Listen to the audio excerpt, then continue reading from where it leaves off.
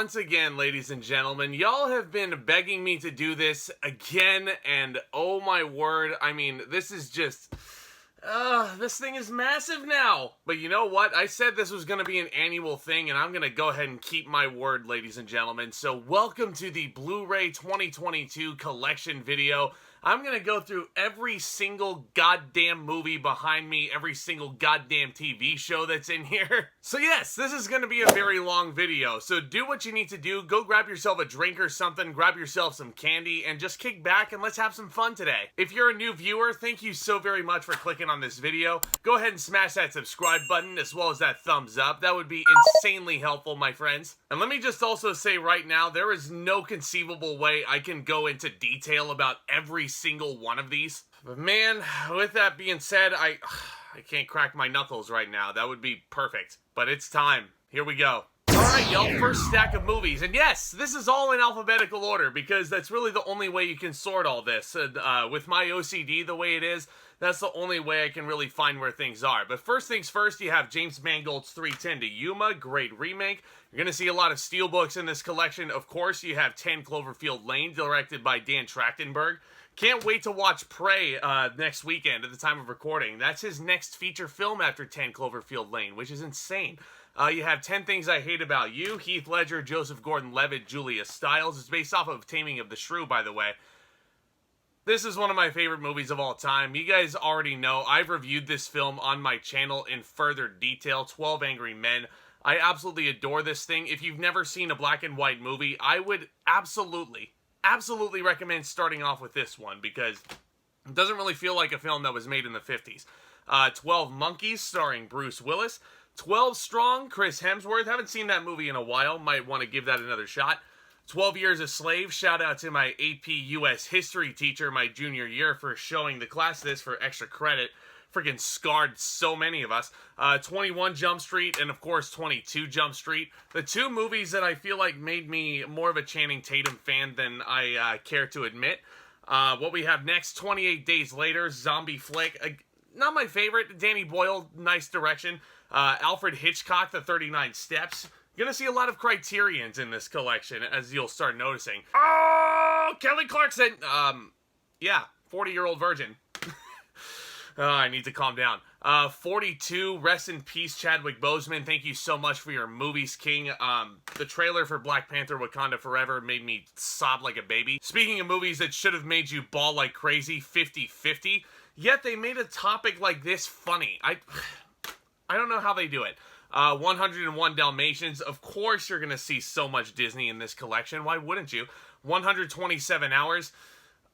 Honestly, looking at it, I don't even know why I own this. I haven't really had the desire to go back and rewatch this just because that one scene with James Franco cutting his arm off, that'll scar you. That'll absolutely scar you. 300, speaking of scarring movies, for sure. Zack Snyder, really nicely made.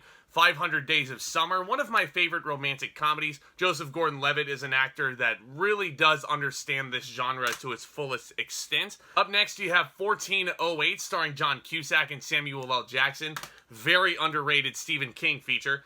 Here we have a Sam Mendes war film, 1917, one of the best movies of 2019. Why that didn't come out 100 years after the date is beyond me. 2001, A Space Odyssey. A lot of people consider this overrated, but if you're a film buff like me, this is a must-own. It's a must-watch at least once in your life.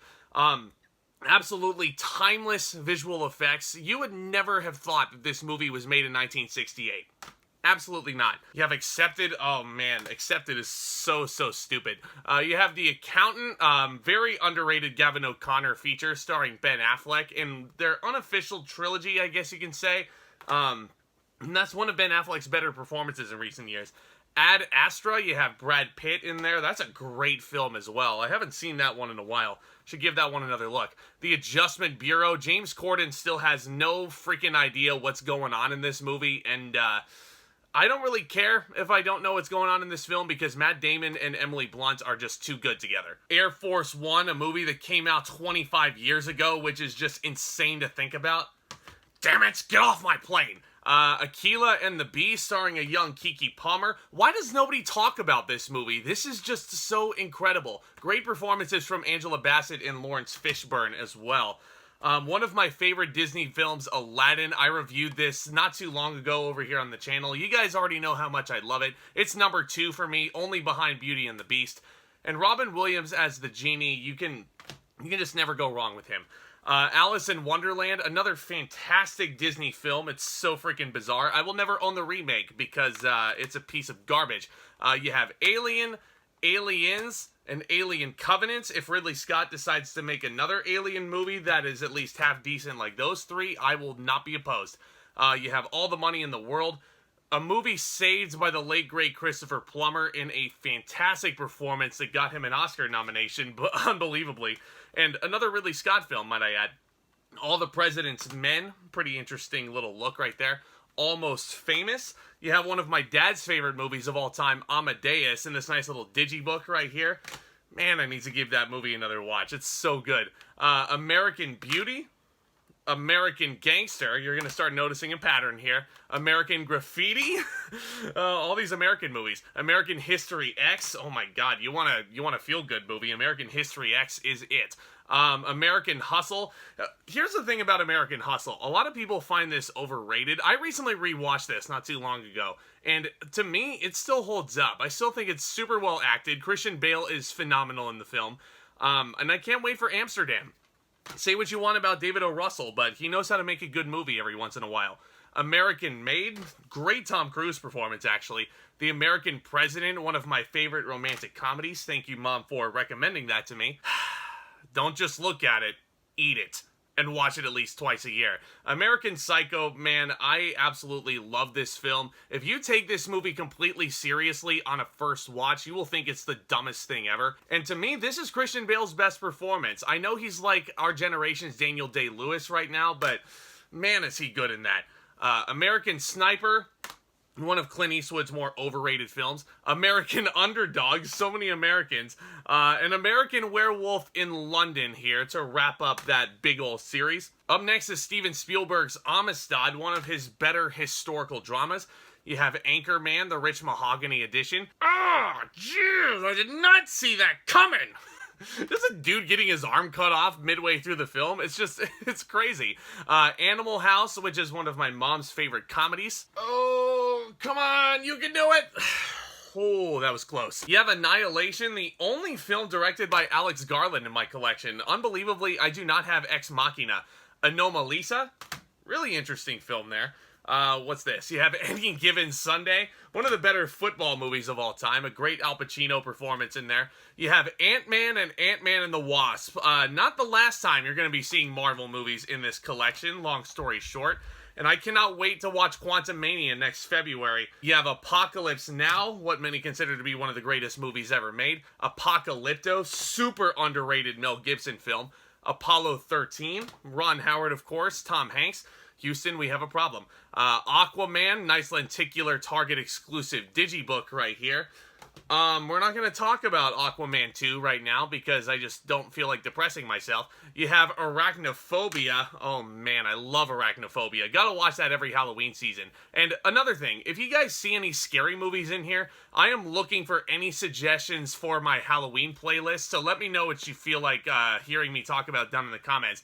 Argo, one of the movies that really showed you how talented Ben Affleck is. And it's a great cast he's assembled here. Alan Arkin, Bryan Cranston, John Goodman. They're all fantastic in the film. Gotta love Argo. Armageddon.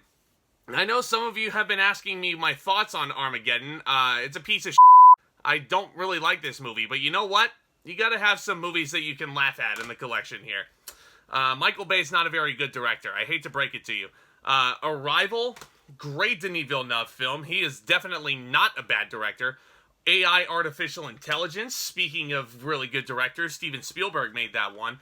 Atlantis the Lost Empire and Milo's Return. You have Atomic Blonde. Charlize Theron, of course, being a badass. Atonement. Oh, yeah, you want a feel-good movie, watch Atonement. You have all the Austin Powers trilogy here. Do you think you want to watch the movie, baby? Yeah, I'm not very good at impressions, but you know what? I enjoy doing them. Avatar, kind of an overrated film, but you know what? It looks phenomenal even just on Blu-ray. And I hate to break it to you, I've seen that Way of the Water trailer more times than I can count at this point at my local movie theater. They really want people to watch the sequel.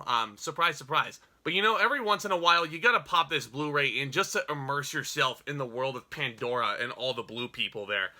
Okay, so we have the Avengers Age of Ultron, kind of the weakest of the four. Then you have the best Marvel film made so far, Avengers Infinity War. And again, keeping in mind, this is Thanos' movie, so he is front and center on the steelbook. That's why I have it there.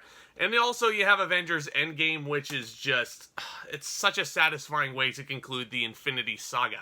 And last but not least in this pile, you have The Aviator, directed by Martin Scorsese. Certainly not the last time you'll be seeing Martin Scorsese in this collection. Awakenings, with two great leading performances, Robert De Niro and Robin Williams.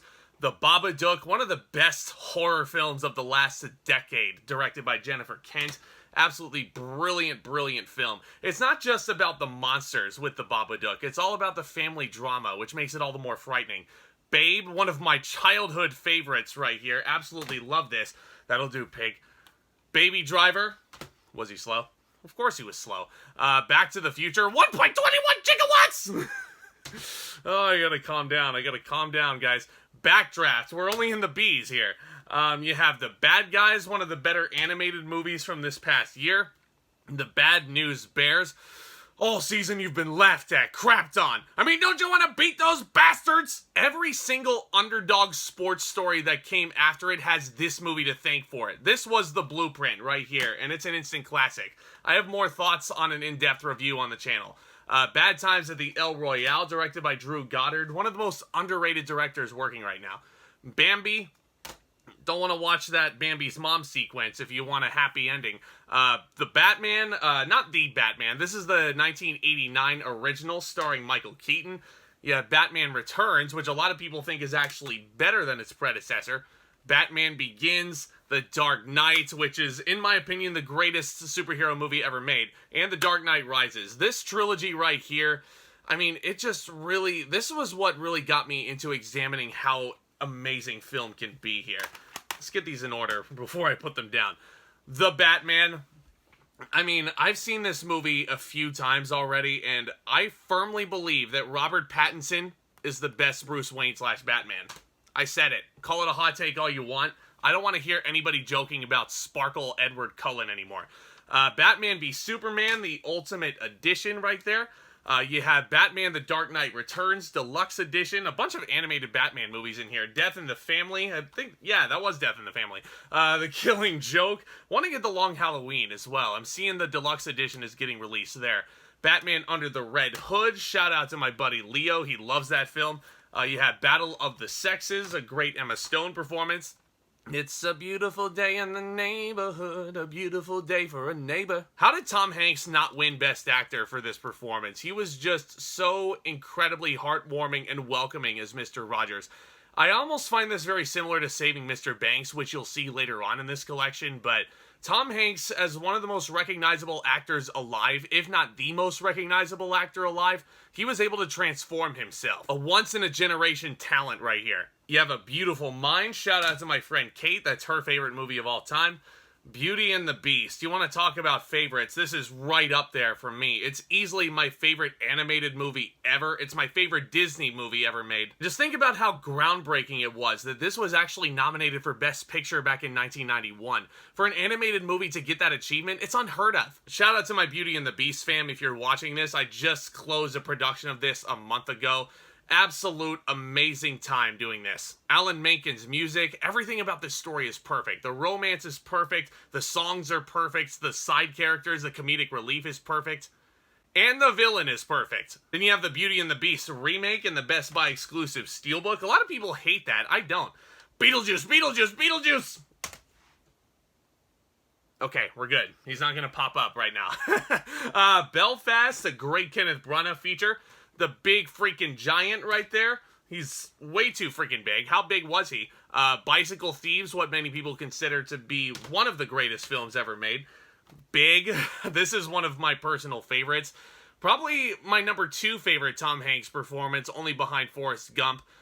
This, in my opinion, is what made Tom Hanks as famous as he would become back in 1988.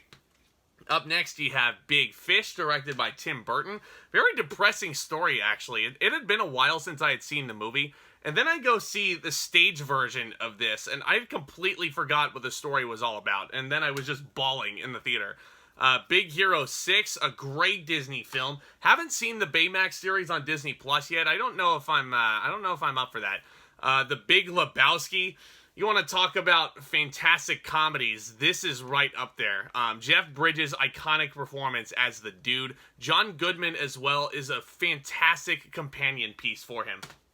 Come on, dude. Come on, dude. The Big Short, Adam McKay directed film. Please release Don't Look Up on Blu-ray. I would love that. The Big Sick, Kumail Nanjiani. That's the movie that made him famous. Bill and Ted's Excellent Adventure. Party on, dudes, and then you get face the music.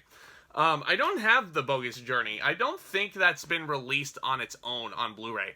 Billy Madison, when Adam Sandler can actually be funny. Birdman. You want to talk about a euphoric movie experience? This one right here. Absolutely transportive. The Birds, directed by Alfred Hitchcock. Nice looking slipcover right there.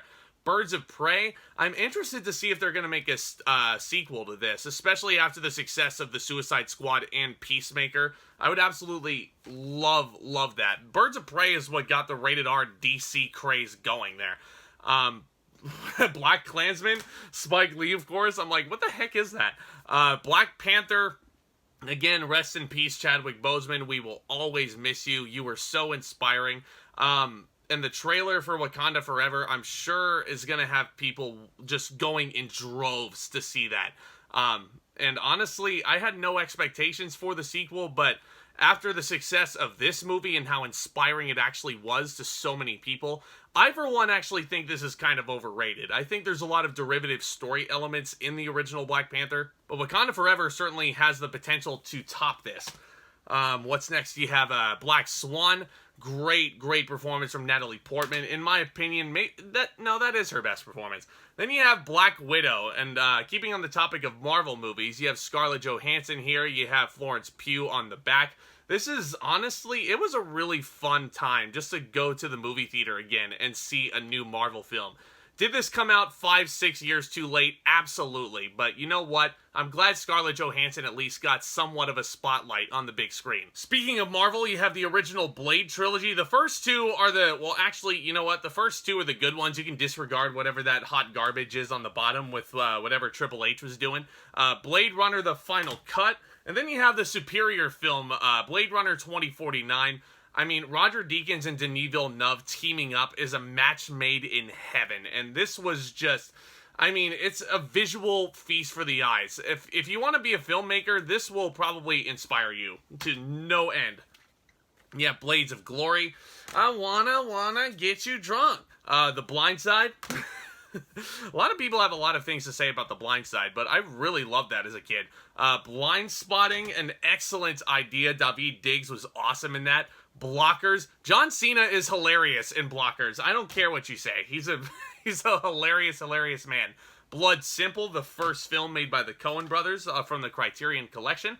Blue Valentine. Do not watch this with your significant other on February 14th. Absolutely not. The Blues Brothers. You gotta have the Blues Brothers. One of the greatest comedies ever. Body of Lies. Ridley Scott, of course. That's a really good film. Bohemian Rhapsody.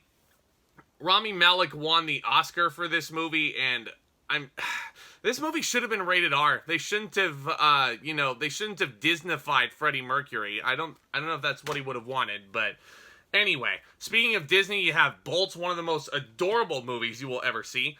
Bone Tomahawk, I reviewed this last year for my Halloween special, and oh my god, it is just as psychologically and physically brutal as you would expect it to be. And a great performance from Kurt Russell in that. Alright, then up next you have Boogie Nights, which in my opinion is Paul Thomas Anderson's best movie. Literally speaking, it's a star-making turn for Mark Wahlberg, and rest in peace, Burt Reynolds.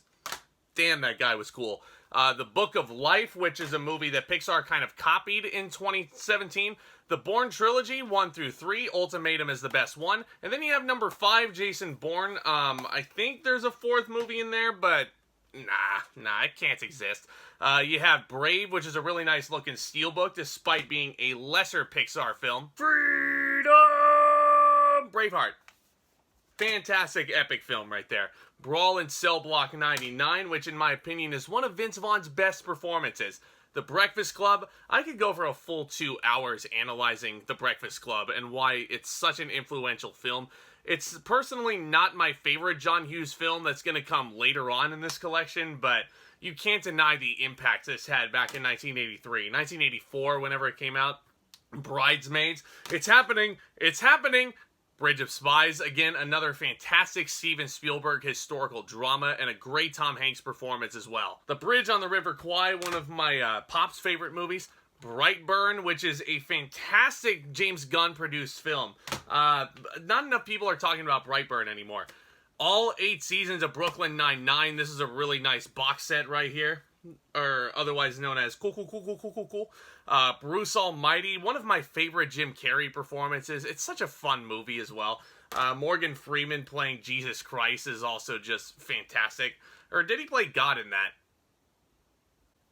You have A Bug's Life, which is another fun early Pixar film. Can you believe that A Bug's Life was also put out because Ants was coming out from DreamWorks, and it's just a gigantic competition of which studio can put out their animated bug movie first? Speaking of bugs, you have Bumblebee, probably the only Transformers movie I'll ever own, unless Rise of the Beasts is really good, which with a capable director like Stephen Caple Jr., I mean, I have all the faith in the world with him. Lee Daniels is The Butler, very interesting film. Great Forrest Whitaker performance. Buried, thank you to my buddy Luke Ponto for suggesting that one. And The Cabin in the Woods. Oh man, look at that lenticular slipcover too. It's just so satisfying to be doing this on camera. But this is a really fun Halloween style movie. You gotta watch that at least once a year around the spooky time. Call of the Wild, Harrison Ford saved that movie, and I will take that to my grave. Candyman, the original Candyman, and then you have Candyman remake, directed by Nia DaCosta. Can't wait to see what she does with the MCU. Cape Fear, one of the first formal reviews I ever did on this channel a couple of years ago. Thank you all so much for making that one of my highest viewed reviews as well, which is so interesting to me. Captain America, the First Avenger, which is a very fun film. The Winter Soldier, which in my opinion is top 5 MCU. And then you have Civil War, a movie when it came out I thought was in my top 5 and I thought it was my favorite, but after rewatching it and after the craze of Infinity War and Endgame, I think it slipped down the rankings a little bit, but still a very strong movie from the Russo brothers. That and Winter Soldier. Captain Marvel, this is one of those films that's tricky because a lot of people really dig this film. I thought it was kind of mediocre personally, but I do think that having her team up with Monica Rambeau and Kamala Khan, whatever her name is from Ms. Marvel. Clearly, I know her name, guys, I swear. But I think a team-up movie would do wonders for this Carol Danvers character. Then you have Captain Phillips to round out the Captain series of the collection. And this is still one of my favorite steelbooks. I mean, I just love the water rippling right there. It just looks so clean. Oh, I can't believe we're still in the seas, guys. We're getting right down to it. The Card Counter, which is a nice Martin Scorsese produced film starring Oscar Isaac. Carrie, the original Carrie. I don't know if I'll ever own the remake. You have Casablanca, which is my boss at my day job's favorite movie of all time. Here's looking at you, kid. Casino Royale, my favorite Bond film still to this very day. You have Castaway, a movie you just have to watch at least once a year, if not just for Tom Hanks' performance, but just seeing him in those elements, surviving, literally speaking. This came out the same year that Survivor premiered on CBS, so I don't know if that had anything to do with the influence of this movie or what have you, but in any case, it's still a really great film directed by Robert Zemeckis. Also filmed on the edge of extinction spot where Survivor would do their filming a couple years ago. Catch Me If You Can. That's a movie I might be reviewing for its 20th anniversary. It's such an underrated film. You have Central Intelligence. You're like Jason Bourne with jorts. Chariots of Fire in the Digibook there. Charlotte's Web, actually. A movie that I loved growing up. I love Julia Roberts as Charlotte in here. Steve Buscemi plays Templeton. It's a really solid cast. You have Dakota Fanning in there. Chef is also a great film. It's literally just, like, it's comfort food. Jon Favreau's passion project. Absolutely phenomenal movie. Chicago. All I care about Yeah, I'd love to do that show. Child's Play, the remake that came out in 2019. Shout out to my buddy Ben James. I saw the movie with him in the theater a few years back. Children of the Corn. This is a movie that scarred me when I was a little kid. Thank you for showing this to me, Dad. He wants you too, Malachi. Children of Men, Alfonso Cuarón film, phenomenal. Chinatown, you gotta have some Jack Nicholson in here. Haven't talked about him enough in this video yet. A Christmas, I almost said story. No, this is A Christmas Carol. This is when Robert Zemeckis was going through that really bizarre motion capture phase of his career. Here's A Christmas Story. This is my favorite Christmas movie ever. And the simplicity of everything going on and just the realism behind it is, it's just so endearing. And I love the fact that John Shepherd actually came in and did all the narration because he wanted to. The studio did not ask him to come in and narrate it. They were probably going to get somebody else, but he was adamant. The Blessing! Christmas Vacation, another Christmas movie you gotta watch every year. Christopher Robin. Can we go back, my balloon? The Chronicles of Narnia 1 and 2. I do not own Voyage of the Dawn Treader, and it should be fairly obvious why I don't own Voyage of the Dawn Treader. I didn't think it was very good. The Cider House Rules, starring a young Tobey Maguire along with Michael Caine. You have Cinderella, the original, and one of the better Disney live-action remakes of Cinderella right here. Absolutely great direction from Kenneth Branagh. I really love Lily James and Richard Madden in the movie, too. And then last but not least in the stack, you have Citizen Kane. A movie which many consider the greatest of all time, and there's no denying the influence of Citizen Kane. I'm not knocking that. Orson Welles did such a brilliant job with this film back in 1941, and it does not feel dated. Even though it came out in the 40s, it still feels like it could take place today in 2022. But oh my god, that Rosebud plot hole just never, I can never overlook that. And I can't specifically say that I think this is the greatest movie of all time just because of that. But again, no denying Citizen Kane's influence. If you're a film buff like me, this is one you have to own. Clear and Present Danger. Dad! Oh, gorgeous and gorgeosity. Clockwork Orange. One of Stanley Kubrick's most famous movies. I don't necessarily think it's my favorite. Close Encounters of the Third Kind, which is a really nice director's cut limited edition right here. It's one of Steven Spielberg's earlier films and one of his better movies from those early years. Cloudy with a Chance of Meatballs 1 and 2. Some really fun animated movies right there. Cloverfield, one of the best found footage films ever made. Clue, such a good movie. Tim Curry is an actor that never gets enough credit as Wadsworth the Butler. He is so funny. Then you have Coco, a brilliant Pixar film, even though it's pretty similar and derivative to Book of Life in a lot of different ways. I mean, the colors in this film, the orange in here just pops, and it's just beautiful to look at. And one of the most emotionally gut-wrenching endings you will ever see to a Pixar movie. Collateral, probably my favorite Michael Mann movie, one of Tom Cruise's best performances, unbelievably. Coming to America. Oh, Eddie Murphy, gotta love him. Commando, speaking of people you gotta love, Arnold Schwarzenegger. I eat Green Berets for breakfast. The Conjuring, and The Conjuring 2, and The Conjuring 3. If they come out with more Conjuring movies, I'm not opposed to that. They're among the better horror films of the last decade.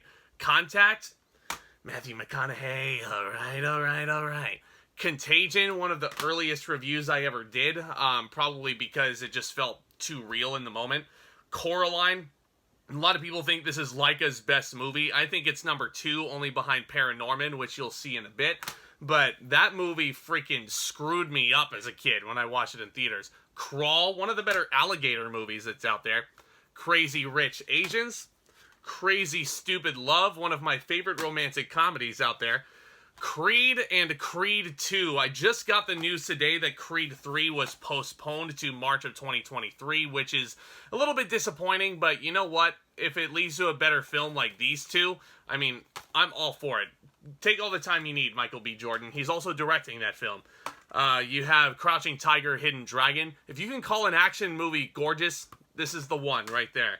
And speaking of gorgeous looking movies, how about The Crow? Rest in peace, Brandon Lee. You were such a badass. This is a movie that influenced Crow's Sting in 1997 in WCW. And he still comes out as Crow Sting every once in a while. But stylistically, this is a really fun film. And shout out to my buddy Austin Putnam for recommending this to me because I had such a fun time with it. Next up, you have Cruella in the nice little art edition from Target. One of my favorite Emma Stone performances and one of the better Disney live-action reimaginings. Certainly a lot better than Maleficent, whatever that was.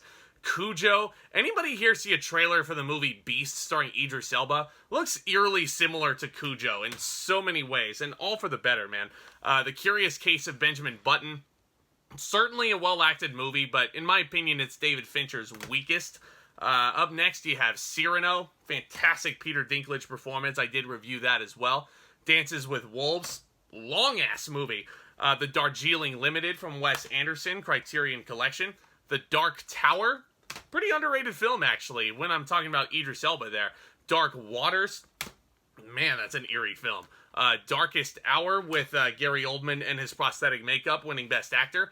Daybreakers. This is a really underrated vampire film directed by the Spierig brothers and such a great trio of actors leading the charge right here. Really fun movie there. I highly recommend it. Dazed and Confused. All right.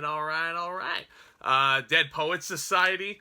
Okay, here we go. Deadpool and Deadpool 2. Deadpool 1 is easily the better one of these two. Deadpool 2 is absolutely phenomenal in its own right. I cannot wait for the D23 convention because word on the street is that Deadpool 3 is getting announced at D23 and it's going to be rated R, which... oh man, I can't wait to see what Ryan Reynolds does in the MCU. His jokes are just aplenty at this point. Death Becomes Her, which is a really, really fun film. Goldie Hawn's best performance, easily. Death on the Nile, Kenneth Branagh, of course. Deepwater Horizon, and a really nice looking steelbook there. Part of the unofficial Peter Berg, Mark Wahlberg quadrilogy. The Deer Hunter. You want me to do it? I'll do it! Deliverance. Squeal Piggy Squeal. The Departed, freaking firefighters. I reviewed this movie a little while back, and I gave it my perfect grade of an A+. It's well warranted, because this is Martin Scorsese's best movie, far and away. I know a lot of people love Taxi Driver. I know a lot of people love, The Color of Money and all that stuff. I know a lot of people love Raging Bull. This is his best one. Easily for me. Up next, you have The Descendants, which is a phenomenal film. I watched that for the first time not too long ago, and I was just, oh man, I was losing it. Then you have the Despicable Me trilogy. Why do I own the Despicable Me trilogy? Because Illumination actually focuses it on what it should be focused on. Gru. He's the main character. Yeah, and they didn't focus on these little yellow assholes right here. And somehow they're making millions at the box office. And I've never understood why. They are so freaking annoying. You have Detroit. A lot of people forget this is a movie directed by Catherine Bigelow. This movie will piss you off if you watch it in 2022. Because, oh my word. The Devil Wears Prada. Phenomenal two leading performances there. Die Another Day. Because there's a buttload of Bond films. The Die Hard... Quinn trilogy, I guess you can say. There's 5 movies. Die Hard 1 is the best, easily. Not a Christmas movie, though. You have The Disaster Artist. Come here, Dougie. Django Unchained. If you want another hot take, this is Tarantino's best movie ever. I know a lot of people love Pulp Fiction. I know a lot of people love the Kill Bill movies, but this, to me, is... this is his crowning achievement. I mean, Jamie Foxx is such a fantastic hero. Christoph Waltz is a phenomenal supporting character. Super funny. Leonardo DiCaprio as Calvin Candy, our villain there. Awesome. So awesome. Everything about Django Unchained just did everything right. You have Do the Right Thing from the Criterion Collection, of course, from the one and only Spike Lee.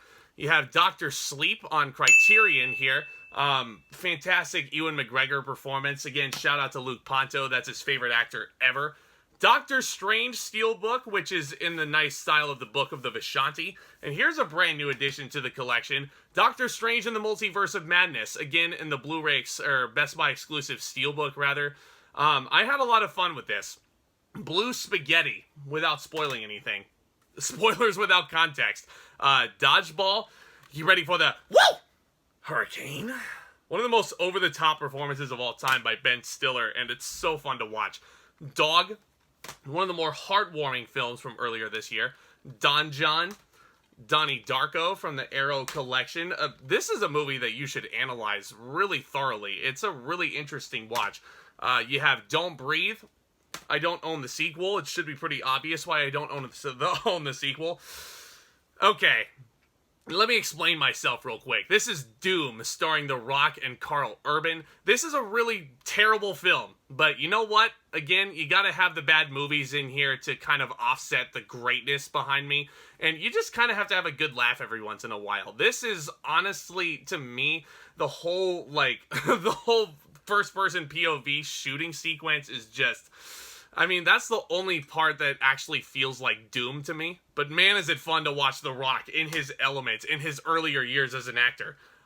Doubt, rest in peace, Philip Seymour Hoffman. Dr. No, the very first 007 film. Then you have Dragged Across Concrete, probably S. Craig Zeller's lesser film, but still a perfectly solid film. Dredd. Where is the sequel to Dredd? We're talking about Karl Urban. How come he hasn't played Dredd again? Like, seriously, that's such an easy sequel to make, and it would sell. It would very much sell. Drive, very interesting watch as well, and Ryan Gosling's one of his best performances, in my opinion. Nicholas Winding Refn directed this, and this is his best movie, far and away. I did not like Only God Forgives, but Drive is really, really great, and I love the way it's shot. I love the look of this film, and just everything about it is just presented so well. And last but not least in the stack, you have the original Dumbo from the 40s, and then you have the remake, which I did not hate. I did not hate the Dumbo remake, amazingly. But the original Dumbo is a family favorite for sure. One of the more adorable Disney films you will ever see. I mean, it's a baby elephant with gigantic ears. How much more cute can you get? And this was also the inspiration for a quintessential ride every time you go to Disneyland. You have to ride those Dumbo flying elephants with your kids anytime you're there. Then you have Dune. Great looking film right here. Can't wait for part 2 to release next year at the time of recording. Dunkirk. Technically speaking, Dunkirk is one of the best war films ever. Story speaking, not so much. Eastern Promises, directed by David Cronenberg. We're not going to talk about Crimes of the Future. That was a terrible film. Easy A, the movie that made Emma Stone famous back in 2010. Ed Wood. I feel like I said this last year, but if you feel like if The Disaster Artist was made by Tim Burton, it would be Ed Wood, basically. And this is a really underrated Johnny Depp performance. I love Ed Wood. It's so good. Then you have Eddie the Eagle. I don't know, guys. Taron Egerton and Hugh Jackman are good friends. Probably means Taron Egerton is playing Wolverine. Just saying. The Edge of 17, Haley Steinfeld. A very young Haley Steinfeld in there. Phenomenal. Edge of Tomorrow. We're going to disregard whatever it says on the bottom of this steelbook because the title, the real title, is prominently displayed right here, okay? Glad we could clear that up again. Edward Scissorhands, another great Tim Burton film right there. 8th Grade. Thank you for that movie, A24. Buddy the Elf, what's your favorite color? This is a movie you have to watch every single year, and rest in peace, James Caan. You were so good in this film. Thank you so much for your talents, and thank you so much for playing off of Will Ferrell just so brilliantly in this film. I mean, I absolutely love Elf. Have to watch that every holiday season. You have Elysium, directed by Neil Blomkamp. I believe he has another movie coming out very soon, either this year or next. I can't remember which one. The Emperor's New Groove and Kronk's New Groove. I have no idea why I own that, because I like Disney stuff, I guess. Which, speaking of, brings me to Encanto, last year's Best Animated Feature winner at the Oscars, and I can certainly see why. But I, personally speaking, liked Raya and the Last Dragon more than this. Here's my thing about Encanto. I love all the music. It's a very colorful movie to look at. Stephanie Beatriz is a fantastic lead here. But how come they can't talk about Bruno, but they can sing a 4-minute song about him? Just some food for thought. Just some food for thought. Not saying it has to be a fact. Enchanted. I can't wait for that sequel to hit Disney Plus. Why isn't that one in theaters? Are they scared it's not going to make money? End of Watch. God, such a hard watch, especially towards the end. Enemy, one of the most confusing films ever, but Denis Villeneuve did such a great job on that one as well. The Equalizer. Equalizer 2, I mean, I don't have it, but, you know, it's not one of those movies I revisit a lot. Aaron Brockovich, one of my favorite Julia Roberts performances. You have Escape Plan, one of the newer additions. Elliot. E.T., the Extraterrestrial. Let me know down in the comments if you want me to review this for its special 40th anniversary. This came out in 1982. It did not win Best Picture. It lost to Gandhi, unbelievably. There's no denying the impact of this movie. I remember watching this a couple of years ago at a drive-in and just having such a fun time seeing it on the big screen. Really, really cool film. Then you have Eternal Sunshine of the Spotless Mind, one of Jim Carrey's best performances ever, unbelievably. Eternals.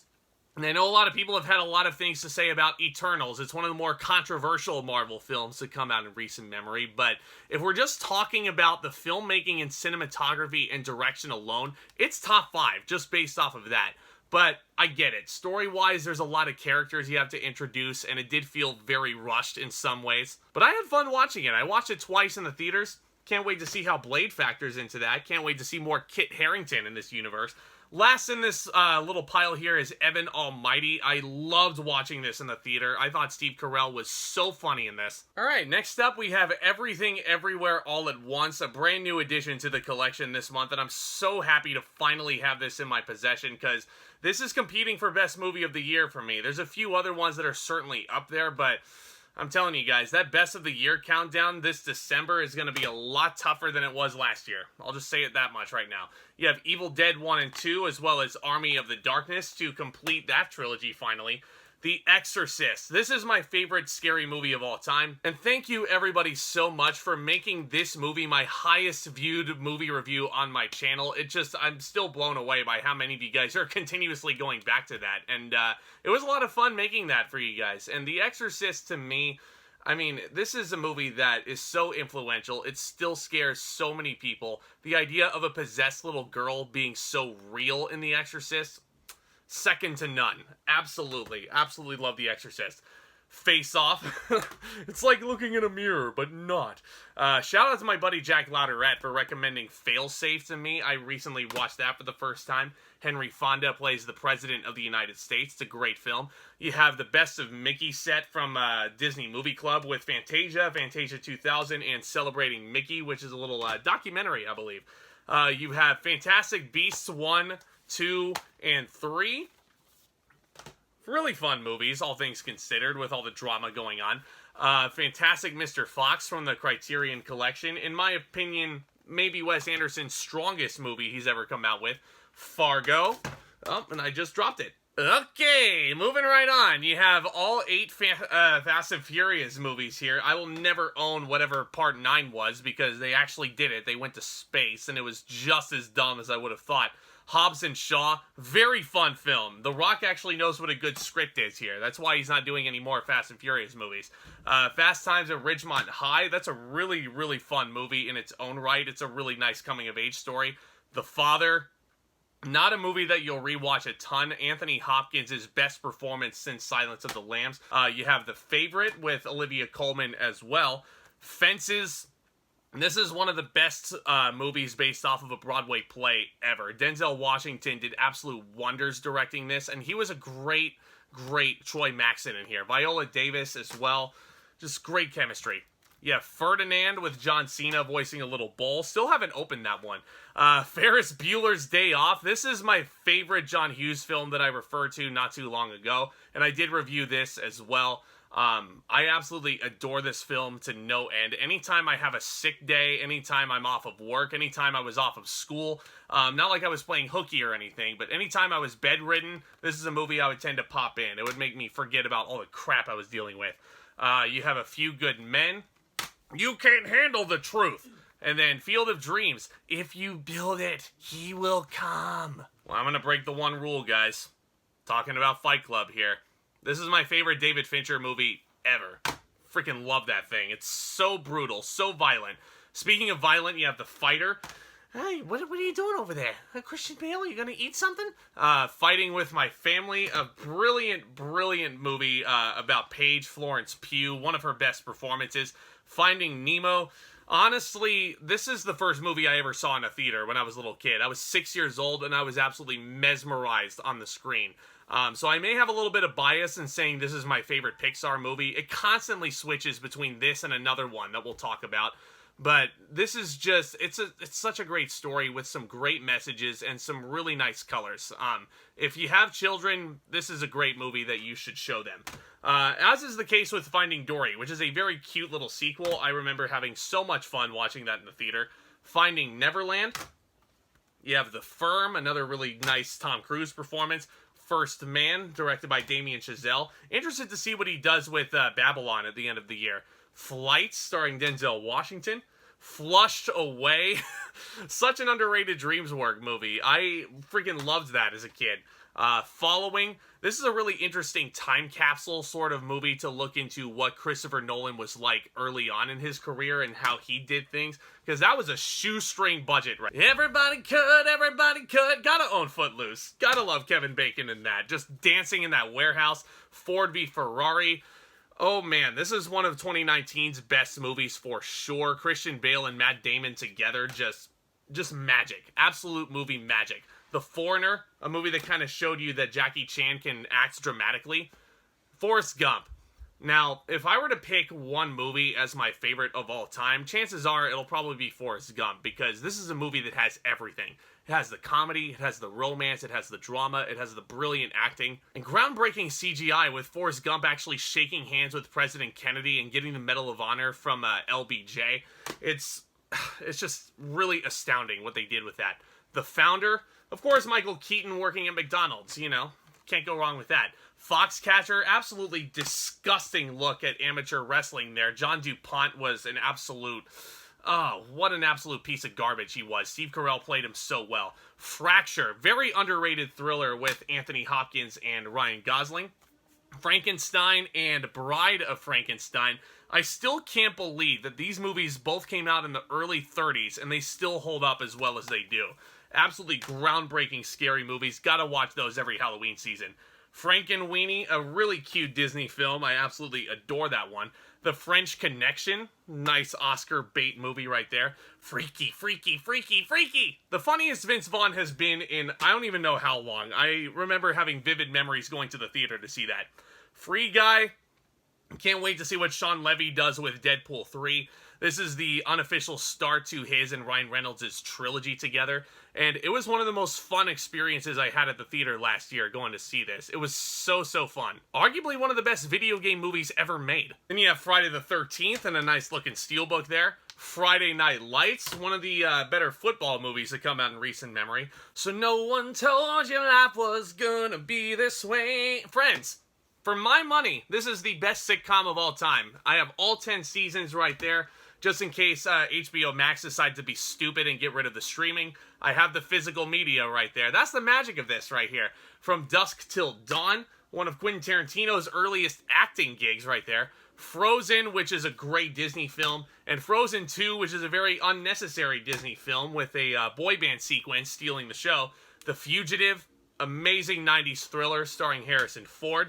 Next up, you have Full Metal Jacket. You could suck a golf ball through a garden hose, Private Pile. And then you have Fury, great war film, speaking of. Then you have The Game, one of David Fincher's lesser films, in my opinion, because the plot twist kind of goes on too long and the ending is kind of convoluted. But you know what? Michael Douglas still gives an absolutely brilliant performance in that. Gangs of New York, Leo DiCaprio and Daniel Day-Lewis, Martin Scorsese film, of course, and that's Cameron Diaz in that movie as well. Get Out, my favorite film of 2017. Jordan Peele did absolute wonders with this thing. It has one of the most satisfying endings in movie history, in my opinion. And you guys know how I feel about Nope. That is right up there with my favorite movies of the year. I cannot wait to see what else Jordan Peele does. Get Out is a masterpiece. Next up, you have Ghost. Patrick Swayze playing a ghost. Please insert terrible jokes in the comment section below, because I'm not going to make them. A Ghost Story starring Casey Affleck and Rooney Mara. Ghostbusters, Ghostbusters 2, and Ghostbusters Afterlife. I will never own Ghostbusters 2016 because I did not like it. The Gift, fantastic thriller movie, by the way. Gifted, one of Chris Evans' better performances in recent memory, and Mark Webb directed that one, too. The Girl with the Dragon Tattoo. This is a perfect rainy day movie and a great David Fincher film in its own right. Daniel Craig is absolutely marvelous in this film, as is Rooney Mara. I think this is one of the movies that Rian Johnson was looking at when he was casting Benoit Blanc in the Knives Out movies, and he saw Daniel Craig in here playing somewhat of a detective, and, he does a marvelous job in it. Gladiator.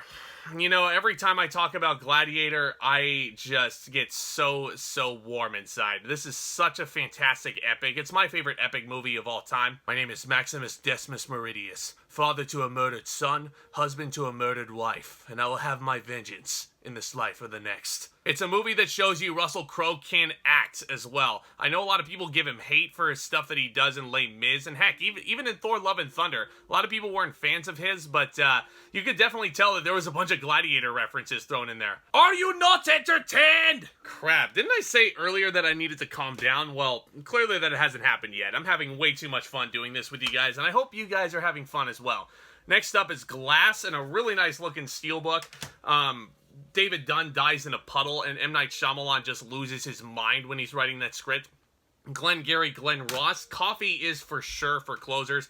Glory, one of the movies that introduced me to the war genre, as it were, and it's the movie that introduced me to Denzel Washington when I was younger. So I like to personally thank my father for showing me that movie when I was a teenager. You have The Godfather, which I reviewed on the channel. Godfather 2, which is even better.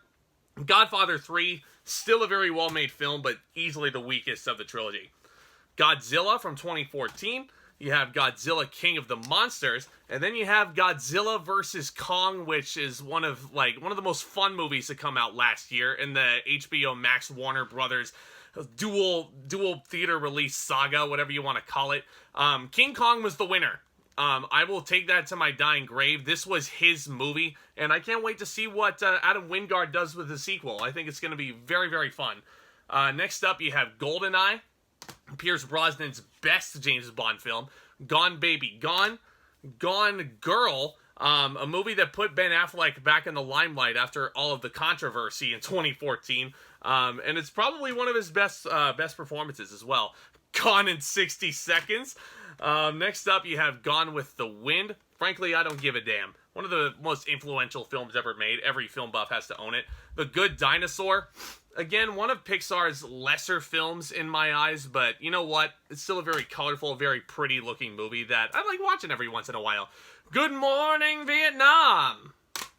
Rest in peace, Robin Williams. Good Will Hunting. This is another movie that I'm really thinking about reviewing for its anniversary. 25 years old. Can you believe it? And Robin Williams in this is just absolutely mesmerizing. Rest in peace, sir. Thank you so much for bringing us so much entertainment. And Matt Damon in this movie as well. This made him a star. Hey, do you like apples? What? Do you like apples? Yeah. Yeah? Well, I got a number. How do you like them apples? Again, I'm not very good at impressions, but clearly I have too much fun with them. Goodfellas, one of the best mafia films ever made. Rest in peace, Ray Liotta. The Goonies, hey you guys! Gotta love Sloth, and you gotta love Little Data in this film. He grew up and he went into Everything Everywhere All at Once, made his big return, and Chunk is his agent. Can you believe that? Like, how quickly time flies, it seems. Goosebumps, very fun Halloween-style film. Yeah, get off my lawn. Gran Torino, one of Clint Eastwood's better performances in recent years. The Grand Budapest Hotel, arguably my favorite Wes Anderson if I really had to think about it. Gravity, the good-looking film that often sits on film buffs' shelves. The Great Mouse Detective, very, very cute little Disney film, and it's a really nice story. Great hero, great villain in there. It's, what else can you ask for? The Greatest Showman. Now, fantastic music, great performance by Hugh Jackman, and it's just so inspiring to see what Hugh Jackman had to go through. His doctors, who diagnosed him with a little thing of skin cancer, basically said, you can never sing again. Well, damn it, did he prove them wrong with his high baritone voice here. He was so good in this as P.T. Barnum. Was it historically accurate? No, but you know what? It's still a fantastic spectacle. I watched this 3 times in the theaters, and I try and watch it every single year when I can. So many movies! Put them down right here on the table. Okay. Green Book. Yeah, I own Green Book. It won Best Picture. What of it? The Green Knight. Great looking film. Not one I tend to... I don't think I'm going to rewatch The Green Knight as often as a lot of people do. The Green Mile. Shout out to Austin Putnam. The Green Mile is awesome. Here we go. We have Gremlins and Gremlins 2. Next up is The Grey. Really nice Liam Neeson thriller there. Gridiron Gang, one of The Rock's better dramatic performances he's ever given. Groundhog Day. You gotta love Groundhog Day. I mean, it's one of the best comedies ever made, and so many other film genres have tried to replicate that formula. Guardians of the Galaxy Volume 1 and Volume 2. A lot of people actually prefer Volume 2 over the first one, but you know what? I have too much nostalgia with the first Guardians film. I mean, I've told this story many times, but I don't care. Everybody my senior year of high school in the hallways, they were gushing about the Guardians. And yeah, I was more of a casual fan during the first couple of phases of the MCU. I liked the Avengers and all that. But it was these guys that really, really opened my eyes and was like, yeah, this is freaking awesome. And I'm gonna be a freaking emotional wreck for the torment James Gunn's gonna put me through with Volume 3. Hacksaw Ridge, one of the better war films we've ever gotten in recent years. I've got a nice set of Halloween movies in here. The first two are the only ones you're really, you should be really watching there. Halloween 2018 was decent. I didn't hate it. Halloween Kills definitely was more about the brutality of it rather than the story. The Happening. Gotta love The Happening. Hey, these bees are dying all over the place. Come on, guys. Take an interest in science. Gotta do the impression every single time. It's such a terrible film. Shout out to Jacob Hubbard, by the way. Next you have Happy Death Day. Happy Death Day 2 as well. The reason why we don't have a Happy Death Day 3 is because, well, not enough people saw the second one. Very easy explanation. Happy Gilmore, one of Adam Sandler's funniest movies he's ever come out with. Harry Potter Collection. Tell you what, guys, I reviewed all these movies, so, I mean, I'm not going to go into too much detail, but I grew up with this over Star Wars. Harry Potter was my jam. I will be a Gryffindor until my dying breath. Next up is The Hateful Eight, one of the most fun theater experiences I can remember having in recent memory. Haunting of Hill House. Don't have Haunting of Bly Manor yet, but absolutely love what Mike Flanagan did there. Heat, one of the best heist films ever made. Shout out to my buddy Lowe. The Heat, a movie that can show you that Melissa McCarthy can still be funny every once in a while. Hell or High Water, and Hellboy 1. And then here you have Hellboy 2. I'm never going to own whatever they did in 2019. That was terrible. The Help, one of the best female ensembles ever assembled in movie history. Her, very weird concepts, but oddly endearing. Hercules, I reviewed that movie not too long ago. Hereditary. Now, here's a story. My first job, I was working at a movie theater. I was working the ticket stand. I was doing popcorn. I was doing all that. An employee screening was one of our benefits, actually. We got to see these movies early. And Hereditary was one of the last employee screenings I ever went to. We started the movie at 12:30 in the morning. It was a long movie, too. And I left at 3 o'clock a.m., and I was driving home after seeing what I had witnessed here with Ari Aster and his chilling direction. The beheading is a scene I'm never gonna forget. The accidental beheading of the little sister. Hidden Figures, that's a really good film. Nice pick-me-up there.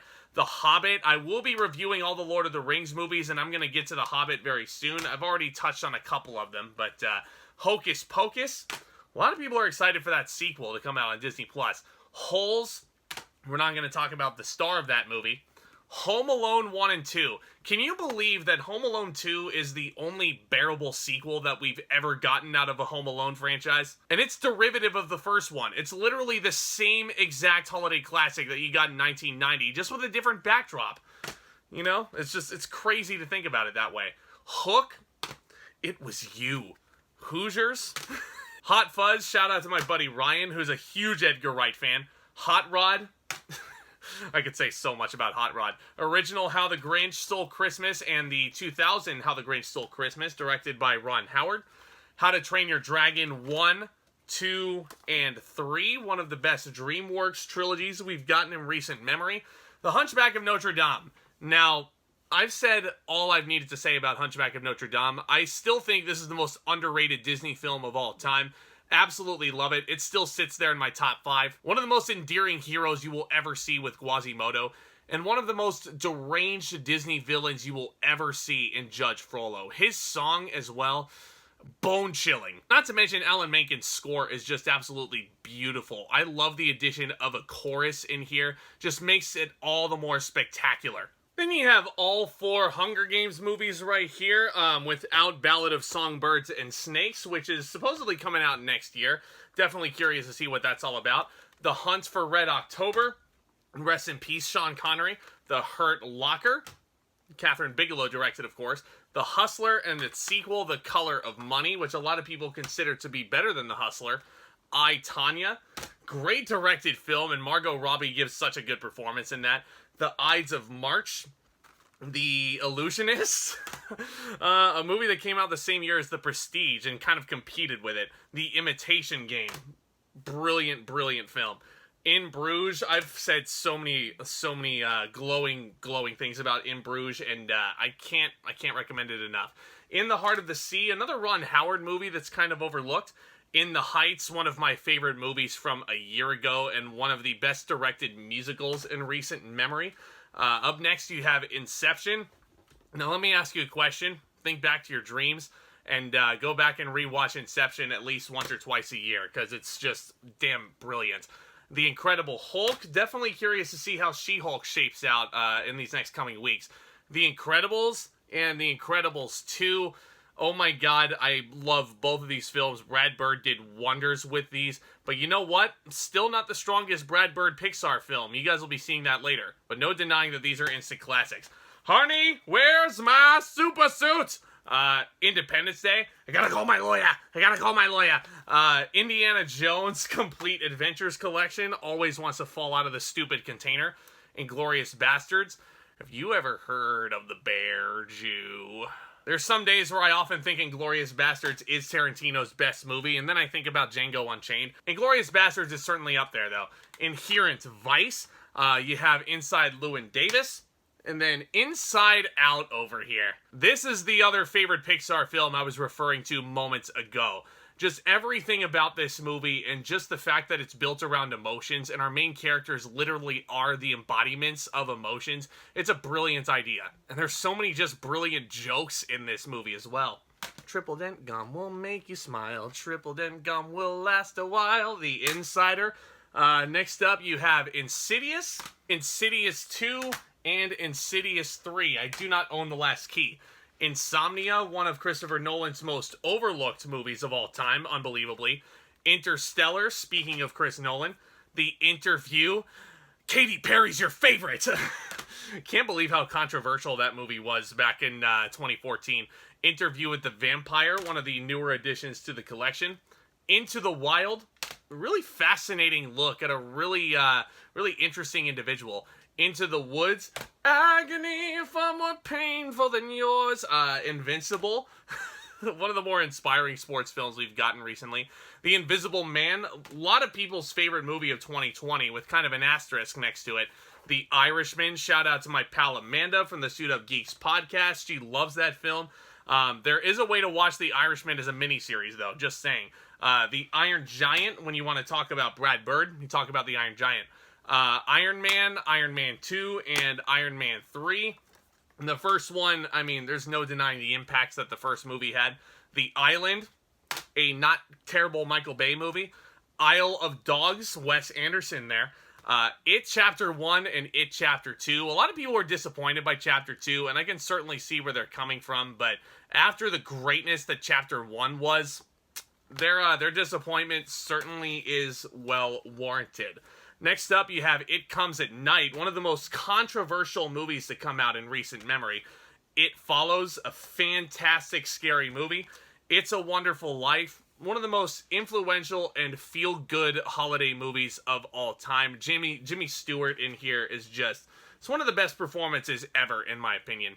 The Italian Job, the remake. Jack Reacher, yeah, there it is, without the gloss. Jack Reacher. And Jackie Brown over here, another Quentin Tarantino film, which is really fun. Next up, you have James and the Giant Peach. Is this Henry Selick? It is. It is Henry Selick, same guy who did Coraline. Oh, well, what do you fear Spanish ladies? Oh, well, what do you ladies of Spain? Jaws, yes. Doesn't get any better than Jaws, does it? Next up, you have Jennifer's Body. What's this? You have Jerry Maguire, Show Me the Money. This movie that came out actually the day I was born, on December 13th of 96. Jingle All the Way. Put the cookie down! Joe. John Wick 1, John Wick 2, John Wick 3, John Wick 4 looks badass. Next up is Jojo Rabbit. Thank you, Taika Waititi, for making such a brilliant film. You are a great director. Say what you want, naysayers, but Taika Waititi is such a great director. Absolutely love that man. Joker. Can't say enough good things about this movie either. Joaquin Phoenix absolutely deserved to win that Oscar for just how real he was. Judas and the Black Messiah. Daniel Kaluuya absolutely deserving and winning Best Supporting Actor. Judy, speaking of deserving Best Actor wins, Renee Zellweger as Judy Garland absolutely became her. Jumanji, again, just a game board. It's one of my favorite steelbooks I think they've ever come out with. I believe that's a Best Buy exclusive, if I remember right. Welcome to the Jungle and Next Level. Both of those were really fun, and I wouldn't be opposed to another sequel there. The Jungle Book, the original, Jungle Book remake, which a lot of people consider to be better. You have Jungle Cruise. Ladies and gentlemen, let me introduce to you the eighth wonder of the world, the backside of water. Unironically, The Rock's character introduction is just a ride on the Jungle Cruise at Disneyland, and it just may be one of my favorite character introduction scenes in movie history. Just saying. I have a thing for dad jokes. Juno. Great performance from Elliot Page there. Jurassic Park 2, Jurassic Park 3, Jurassic World 4, and you have Jurassic World 5. Hold on to your butts, because we're not getting any more. Next up, we have Just Mercy, directed by Destin Daniel Cretton. Just confirms that he is directing Avengers The Kang Dynasty, and I can't wait to see what he does with that. Zack Snyder's Justice League, the only Justice League that exists. The Karate Kid. It's a really nice looking steelbook here. Gotta love Johnny in this series, or not series. I was thinking of Cobra Kai. Can you tell I'm excited for season 5 yet? But no, this is just such an inspiring film. I love Ralph Macchio in here. You have the Kung Fu Kid from 2010. Next up is Kick-Ass and Kick-Ass 2. you gotta love Aaron Taylor Johnson in there. He's a great hero. Hopefully he's good as Kraven the Hunter. Kicking and Screaming. While you're there, why don't you grab me a juice box? Kill Bill 1 and Kill Bill 2. Gotta have all of Tarantino's projects in here. Kindergarten Cop. It's not a tumor. King Kong, Peter Jackson's King Kong. Kong Skull Island. Probably the best MonsterVerse movie, which isn't really saying much aside from Godzilla vs. Kong. The King of Comedy. Such a great performance from Robert De Niro there. King Richard, the movie that won Will Smith an Oscar the same night he slapped Chris Rock. The King of Staten Island, kind of a hidden gem. I know a lot of people have stuff to say about Pete Davidson, but that's his passion project right there, and it's really good. The King's Speech, Kingsman The Secret Service, and Kingsman The Golden Circle. I do not own the prequel, because I honestly thought that movie was kind of boring, if you ask me. Kiss Kiss Bang Bang. Thank you so much for this performance, Val Kilmer. You were so funny in here. I would love if Shane Black wrote and directed more movies like that. Knives Out. Gotta love Knives Out there. Knocked Up, one of my favorite Seth Rogen performances. Kubo and the Two Strings. And then next up is the Kung Fu Panda trilogy. Talk about don't judge a book by its cover. Kung Fu Panda. I mean, those movies are awesome. LA Confidential. La La Land. Probably, well actually no, not probably. This is one of my favorite movies of all time. It is just such a brilliant love letter to the struggling artist, and it's so real. It's so real. Lady Bird, speaking of real, that's a phenomenal film. The Last Duel, a movie that should have made more at the box office, but it egregiously didn't. Last Night in Soho, shout out to my buddy Jacob Hubbard over here. I hope you're doing well, my friend. This is his favorite movie of last year, and it's not a surprise. Edgar Wright into the scary movie genre, that should tell you everything you need to know. The Last Samurai, A League of Their Own. There's no crying in baseball. Legally Blonde. Nikos did leave a share CD in the pool house once. The Legend of Tarzan. Next up, you have the Lego Movie, the second part, and the Lego Batman. Lego Batman. Let Him Go. I remember watching this in the theater in November of 2020, and the theater practically being empty. Next up, you have, you have the Lethal Weapon set. Rest in peace, Richard Donner. Liar, Liar. Super over-the-top Jim Carrey performance. Life of Pi. The Lighthouse. You know, I can't say enough good things about The Lighthouse. This is Robert Eggers' best movie of the three that he's given us. Willem Dafoe and Robert Pattinson together is just magical. Lights Out. Love that movie. It's a really, really fun, underrated, scary movie. Lilo and Stitch. Reviewed that movie not too long ago. Next up, you have one of the best performances of all time in Lincoln. Steven Spielberg, a historical drama once again. It's really captivating to watch, and it's really compelling to watch Daniel Day-Lewis just go full method in here. So awesome. The Lincoln Lawyer is next up. There's a Netflix series that's apparently better than that. Then you have Lion, Dev Patel, of course. The Lion King. I have the Diamond Edition as well as the updated 4K Ultimate Collector's Edition. That is the best Lion King you will get. And yeah, I have the remake. What of it? The Little Mermaid Digibook right there. Diamond Edition, of course. Can't wait for that remake either. Little Miss Sunshine. Talk about a really well-written film. This is a perfect example of perfect 3-act structure in here. It's really, really good. I highly recommend it. Little shop of horrors, little shop. Little Women No, okay, I gotta stop. Little Women, directed by Greta Gerwig, who is giving you the Barbie movie next year. Logan, just came out on Disney Plus, but you know what? I've had this this Blu-ray rather. I'm losing it. No, I've had this since day one of release, and I've watched it a couple of times since then. I mean, it's just so amazing. I love that film to no end, and that's a perfect way for Hugh Jackman to go out. I don't think he's playing Wolverine in this multiverse saga or infinity, timeless saga, whatever they're calling it. Logan Lucky, but yeah, I think Hugh Jackman's done. Lone Survivor in the Steelbook right there. Long Shot, very underrated romantic comedy where Charlize Theron plays a presidential candidate. Looper, Rian Johnson, of course. Next up, you have the extended cut of Lord of the Rings, and then you have the theatrical cuts of Lord of the Rings in their steelbooks. I'm currently in the process of reviewing all of these at the time of recording. Look out for my Return of the King review coming very soon. The Lost City, a brand new addition to the collection. They don't make comedies like this anymore. I love these two in the lead roles, rather. Daniel Radcliffe playing a demented Richard Attenborough-style villain is just so fun to watch, too. Lost in Translation, of course, Sofia Coppola.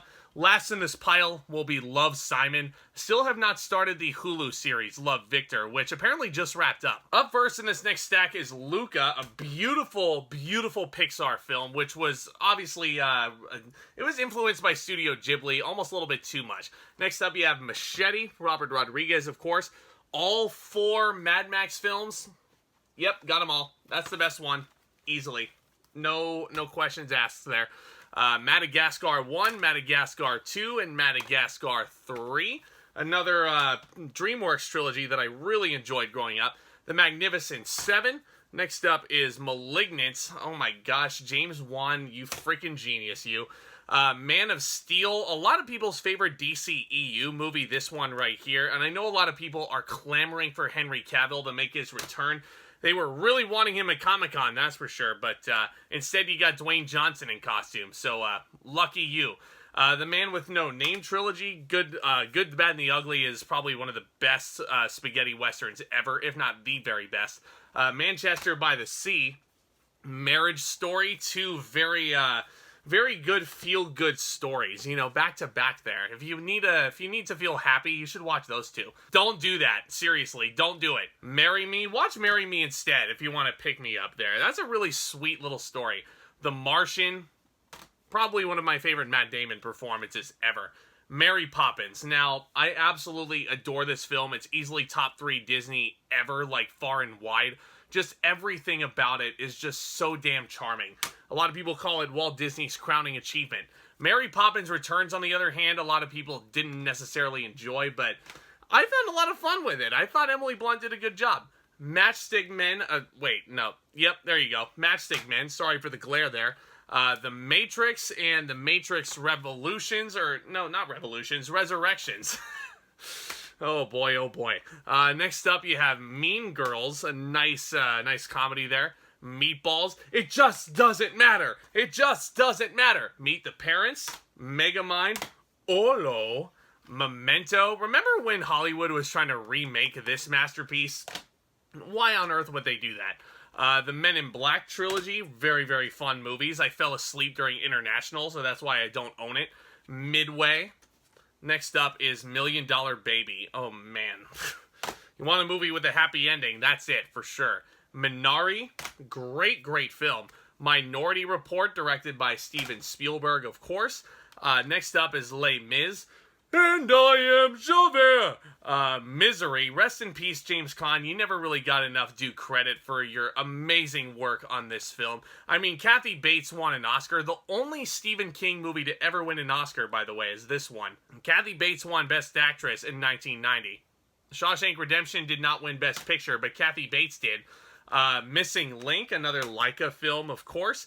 Then we have the Mission Impossible Quinn trilogy, all the way up to Rogue Nation. And then you have the best one separately, Fallout. Absolutely love that. Can't wait for Dead Reckoning. Tom Cruise is just on fire right now. The Mitchells versus the Machines. I'm so happy they released that on physical media because it was so good. Moana. What can I say except you're welcome? Molly's Game. The movie that showed you Aaron Sorkin can direct. I want to see the Trial of the Chicago 7 released on physical media as well. Moneyball, one of Brad Pitt's better performances. Monster House, childhood right there. Monsters, Inc. 2319! We have Monsters University also after that. Then you have Monsters vs. Aliens, another new addition to the collection here. Really like that movie. How you doing? Moonlight. You know, I feel like La La Land deserved to win over Moonlight. That's just me, though. Moonrise Kingdom from the Criterion Collection. Get over here. Mortal Kombat. Yeah, very fun film. Very interested in seeing what Johnny Cage looks like in the sequel. Then you have Mother, a Darren Aronofsky film starring Jennifer Lawrence that got everybody talking 5 years ago. Mr. and Mrs. Smith. Mrs. Doubtfire. Really think about how weird this movie is. A father dressing up as an old lady to go and have visitation rights with his kids. Kind of demented if you think about it. Mud. Alright. Mulan 1 and 2. We'll never own the remake because that was a piece of hot garbage. The Mummy and The Mummy Returns. Oh, speaking of hot garbage, Dwayne Johnson's first film role as the Scorpion King in The Mummy Returns and terrible CGI. Munich. Then we have Murder on the Orient Express, a movie I actually enjoyed more than most. My Cousin Vinny, such a great comedy. Love Joe Pesci and Marissa Tomei in that. Mystic River, oh boy. Napoleon Dynamite. I absolutely love this film. It's one of the most random sequences of events you will ever see. Gross. Ugh, freaking idiot. Like kicking the tater tots that were in his pocket. It's the funniest thing ever. National Treasure. Yeah, this is the original National Treasure. Next up we have Nebraska. Really good Alexander Payne film. Neighbors. Super, super funny Zac Efron performance in that. Network. News of the World, speaking of networks, Newsies. Some over-the-top New York accents in there. I know a lot of my theater friends will hate that I just made that impression, but here you go. Yeah, Nice Guys is up next. Absolutely love that film. Thank you, Shane Black, for making that genius piece. Night at the Museum trilogy from Sean Levy. Loved these movies growing up. Robin Williams' final performance in Secret of the Tomb, by the way. Fun facts for you. The Night Before. Gotta watch that every holiday season as well. The Night House, one of my favorite scary movies from a year ago. Night of the Living Dead. Many people consider that to be the greatest zombie film of all time. And Nightcrawler, one of my personal favorites. The name of my company is Video Production News, a professional news gathering service. That is how it should be read. That is how it should be said. You don't condone Jake Gyllenhaal's character's actions in this, but you just cannot help but be compelled watching him. And I will take this to my grave. The Academy robbed him. Jake Gyllenhaal should have won Best Actor. He wasn't even nominated. How could they? Ooh, okay. Can't get too mad right now. Okay, next up is Nightmare Alley, a movie I really, really liked. Not a lot of people did. The Nightmare Before Christmas, the perfect quintessential Thanksgiving movie for a lot of people. Nightmare on Elm Street. Next up is No Country for Old Men. Really like it. Really, really like this movie. Javier Bardem's best performance. No Time to Die. Had so much fun going to see this in theaters, and it was just so emotionally heart-wrenching. Such great action, and Daniel Craig in this, his final performance as James Bond, which should be obvious based on the ending. So definitely, if you haven't seen No Time to Die, definitely recommend giving that a look. Noah, interesting Darren Aronofsky film. Nobody, absolutely a very fun film. One of my grandparents' favorite movies of all time, actually. Nocturnal Animals. Next up is Nomadland, a movie that won Best Picture. I don't think it should have over, like, Judas and the Black Messiah, but North by Northwest. The Northman, a movie I mistakenly said was just copying Hamlet, but it's actually based on the Norse poem that was Hamlet's inspiration, so I got that mixed up. Next up, you have Now You See Me 1 and 2, kind of guilty pleasures. Now You See Me 2 especially is not very good, but you know what, I have fun with it. Oculus, Oceans 11, 12, and 13, and a nice looking box set right there. Comes with a nice deck of cards too, and just kind of keep it in the package. The Odd Couple, rest in peace Walter Matthau. Old, M. Night Shyamalan's last film. Can't wait for Knock at the Cabin next February. Old School, very, very funny early Will Ferrell movie. I almost said Will Smith. Old Yeller. Now, this is certainly not a movie that you pop in to cheer yourself up with, but yeah, it's very, very good. The animal cruelty in it, though, not very cool. Oliver. Love Oliver. It's a great musical film. Won Best Picture, actually, in the late 60s. On the Waterfront, one of Marlon Brando's crowning performances. Once Upon a Time in Hollywood. I mean, how can you not love Once Upon a Time in Hollywood? It's so, so good.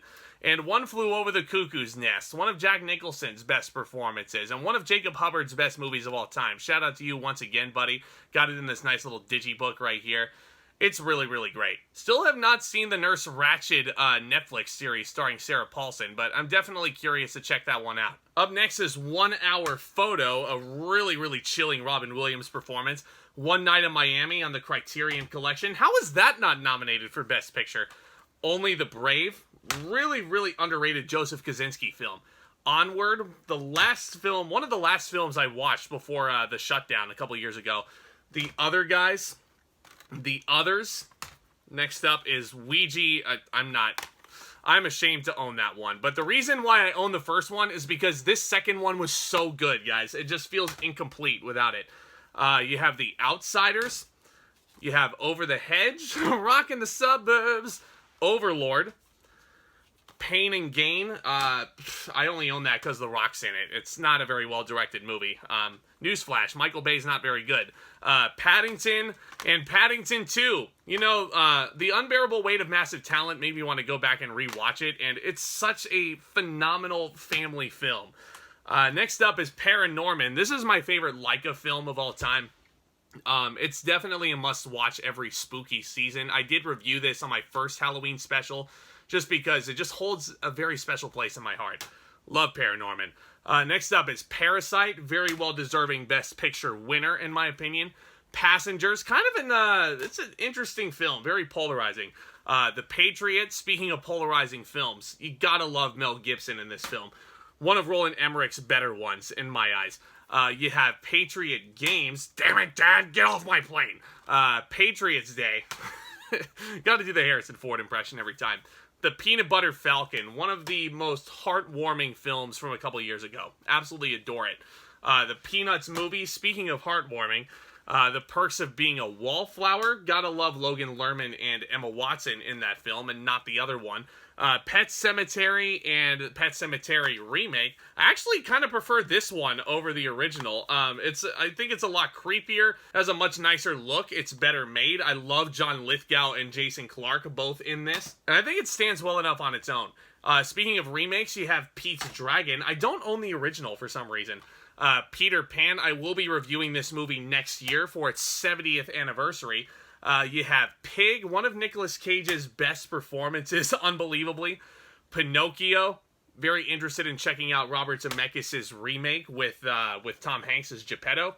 You have all 5 Pirates of the Caribbean films right here. I'm curious to know, do you guys want me to review these? Because this film is going to be 20 years old next year, and this is easily the best one of the bunch. Definitely captivated.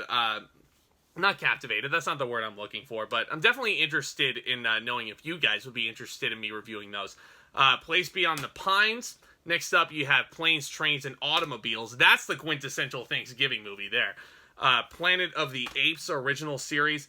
The remakes are so much better than the original. War for the Planet of the Apes is Matt Reeves' masterpiece as opposed to his magnum opus in The Batman. Next up, you have Pocahontas, a movie that I would be very interested in seeing Disney remake, but then again, at the same time, it's just going to come off like a History Channel documentary more than anything. Point Break. It wasn't about the money, man. It was about us against the system, showing that the human spirit was still alive while everybody's driving around in their metal coffins. Yes, such a great action film right here. Gotta love Patrick Swayze as Bodhi, Keanu Reeves as Johnny Utah. It's so good. It's just quintessential 90s action. The Polar Express. Seeing is believing, but sometimes the most real things in the world are the things we can't see. Poltergeist, the original. Never will own the remake. Popstar, Never Stop, Never Stoppin', that Lonely Island movie. The Post, Tom Hanks was better than Meryl Streep in that movie, and he was not nominated. Predator, get to the chopper! Yeah, you gotta do the Arnold impression every time you talk about Predator, don't you? And I'm hearing so many amazing things about Prey that's coming out on Hulu. I will be seeing that this Friday at the time of recording, so look out for me to review that one for sure. I may have some glowing things to say about that too. Premium Rush. Next up is, what is this? Oh, The Prestige. Oh, one of my favorite Christopher Nolan films. Absolutely love this one. Christian Bale, Hugh Jackman, Scarlett Johansson together, and David Bowie. David Bowie is freaking phenomenal in here as Nikola Tesla. And last in this stack is going to be The Prince of Egypt, one of DreamWorks' first films, arguably the film before Shrek that made them famous, but yeah, this is a really solid film as well. Next up is The Princess and the Frog. Gotta love that Splash Mountain is switching their theme up to that. The Princess Bride, one of my personal favorite movies ever, one of the most quotable movies ever. Inconceivable! You keep using that word. I do not think you mean what you think it means. It's just like that trio of Wallace Shawn, Mandy Patinkin, and Andre the Giant, absolutely iconic. Rest in peace, Andre. Miss you all the time. Prisoners, probably Denis Villeneuve's best film, in my opinion. The Producers, just gotta love how Nathan Lane reprises the entire show with the number Betrayed. Prometheus, very controversial film. Speaking of controversial, you have Promising Young Woman. One of my favorite films from 2020, but one of the worst Blu-ray covers I think I've ever seen. Does not encapsulate Promising Young Woman and what it is like ever. I mean, the poster for Promising Young Woman, that's what should have gone on the front. The Protege, directed by Martin Campbell. Proof, very underrated film in Proof. Psycho. This was the first movie I ever reviewed for the Halloween special, and you can certainly see why. It's one of the most influential scary movies of all time. Alfred Hitchcock did not admit anybody late into the cinemas when people were showing up late there, but you gotta watch the whole film to really know what's going on. Pulp Fiction. Classic. Gotta have it. Quantum of Solace, the mediocre Bond film. The Quick and the Dead. Thank you to Luke Ponto for recommending that movie to me, directed by Sam Raimi. Quiet Place and Quiet Place 2. I actually stand corrected from my original best of the year last year. This is the best horror film from last year. Easily. Love what John Krasinski did with that movie. Raging Bull. Really, really great boxing film. Rain Man, it's 10 minutes to Wapna. It's 10 minutes to Wapna. You're gonna make it, Raymond. You're gonna make it. Let me go back to Rain Man real quick. This is just such a personally resonant film for me. I absolutely love it to no end. Definitely deserving of a Best Picture win. Raising Arizona. All the Rambo films. Then you have Rango. Such a bizarre film. Gore Verbinski in the animated movie department. Give me back my son! Ransom. Gotta love Ransom. Ratatouille. This was actually the Brad Bird movie I was referring to a little while ago. This is his best movie that he's contributed to Pixar. Love Ratatouille to no end. Then you have Ray, great performance from Jamie Foxx. Raya and the Last Dragon, my favorite Disney film from a year ago, the movie that I think should have won the Oscar for Best Animated Feature, but Encanto, perfectly worthy. Ready or Not, very, very fun, scary film. Ready Player One, definitely very curious to see if they make Ready Player 2, because I don't think this did very well at the box office, did it? But yeah, very beautiful looking steelbook regardless. Next up is Rear Window. I think this is number 2 for me, for Alfred Hitchcock, only behind Psycho. Next up is going to be Red Dragon. Very distracting that Anthony Hopkins is like 1 million years old as opposed to Silence of the Lambs. But, you know, you do what you can. Remember the Titans. Ain't no mountain high enough. Requiem for a Dream. Next up is going to be Reservoir Dogs.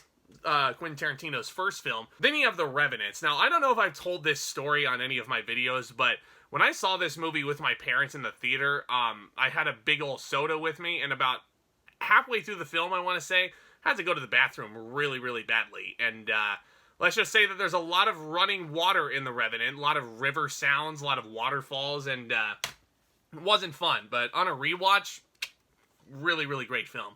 The Ring, really creepy film, The Ring. One of Gore Verbinski's best. Rise of the Guardians, a secret Christmas movie there. Road to Perdition, absolutely brilliant acting trio right there. Sam Mendes flick. Robin Hood, a bunch of cute animals telling a folktale. Robin Hood, Prince of Thieves. Kevin Costner does not even attempt an English accent. Rest in peace to Alan Rickman. Original RoboCop. Remake of RoboCop. Honestly, don't know why I even have the remake. We're going to The Rock. No question about it, this is Michael Bay's best film. And it's a dime a dozen if you find a really good Michael Bay film. Because he's not a very good director, guys. I hate to break it to you. The Rocketeer. Then you have Rocket Man. Probably, I don't know if I want to say this is the best musical biopic that we've ever had. But honestly, I think it's definitely up there, guys. I think it's better than Elvis, which I will be buying on Blu-ray. I really, really liked Austin Butler. But Rocket Man, I think, is the best out of all of them that we've gotten. The Rocky franchise. Yo, Adrian, I did it! The Rocky Horror Picture Show. Hey, Janet, I've got something to say. Sing it, asshole, it's a musical. You gotta watch this with a live crowd. Like, you know, it's even funnier if there's live actors doing it. It's just, the Rocky Horror Show is an experience. Room, the movie that won Brie Larson an Oscar. Rosemary's Baby. Then we have Rounders. I will splash the pot wherever I please. The Royal Tenenbaums. Wes Anderson, of course. Rudy, Rudy, Rudy, Rudy. I really need to calm down. The Rundown, one of The Rock's best early films, if not the very best. And Rush, starring Chris Hemsworth. Next up, we have Rushmore, another Wes Anderson criterion. Oh, The Sandlot. I absolutely adore this film. I have to watch this at least once a year. It brings back so many childhood memories. I absolutely adore it. The Santa Claus trilogy, that's a nice Disney Movie Club exclusive there. Sausage Party, oh my gosh. I remember going to an employee screening of this in my movie theater and just losing my mind. Saving Mr. Banks, I'm losing it. Again, Tom Hanks transforms himself, similar to A Beautiful Day in the Neighborhood. He becomes another completely recognizable face in Walt Disney. And Tom Hanks is recognizable in his own right, and he pulls it off.